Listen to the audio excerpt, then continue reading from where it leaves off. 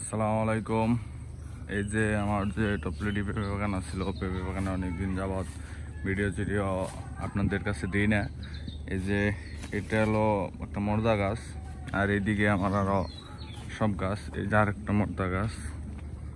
আর তাছাড়া বাগানের সব গাছই হলো মেয়ে গাছ আর কি, ফল দেয় যে গাছ, ওই গাছগুলা মাশাআল্লাহ গাছে ফল আইসা পড়ছে। এই গাছে মানে মোটামুটি আমার সব গাছে আর কি ফল আইছে। এটা হলো টপলেডি জাতের একটা বাগান, ছোট মোটো দেখেন।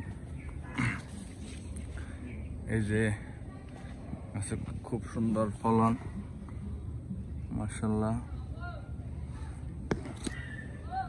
এটা হলো টপলেডির মেয়ে গাছ। হ্যাঁ, টপলেডির গাছের মধ্যে আবার দুইটা জাত থাকে, যে একটা হলো মেয়ে গাছ, মর্দা গাছ, মানে দুনো গাছে ফল দেয়।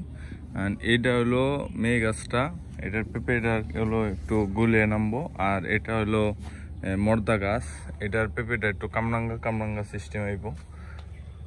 যেমন এই যে এটা মেয়ে গাছ, আর এইটা হলো মানে ছেলে গাছ টপলেটেরই, কিন্তু ছেলে গাছেরও ফল আহে, এটারও একটা ফল আহে। এটার মধ্যে মানে ফলের সংখ্যাটা কম আহে।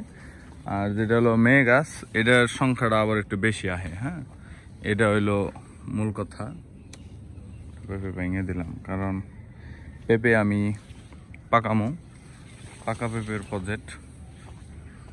এই যে গাছ মাশাআল্লাহ খুবই সুন্দর। আজকে অনেক দিন পরে একটা ভিডিও নিয়ে এলাম বাগানের এই অংশে গাছপালা হয়ে গেছে, গাছালি হয়েছে, আর এই অংশে সব চাইছে মেসে দিছি।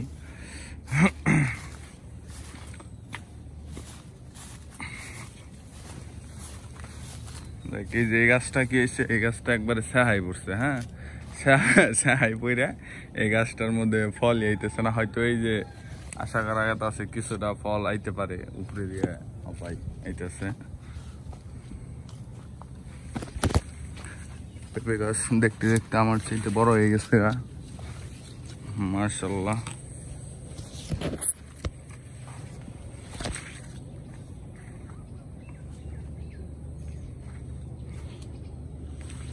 আর এই যে এই কিছু গাছ আবার রয়েছে একটু ছোট, আবার কিছু গাছ হলো বড়। আর এই সাইড দিয়ে বেড়ার সাইড দিয়ে আমি কলা গাছ বুনে দিয়েছিলাম, তাই খুব সুন্দর হয়েছে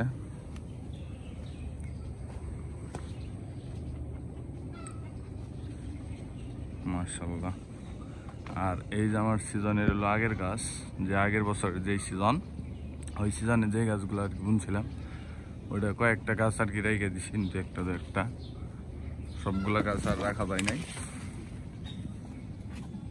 মাশাআল্লাহ খুবই সুন্দর।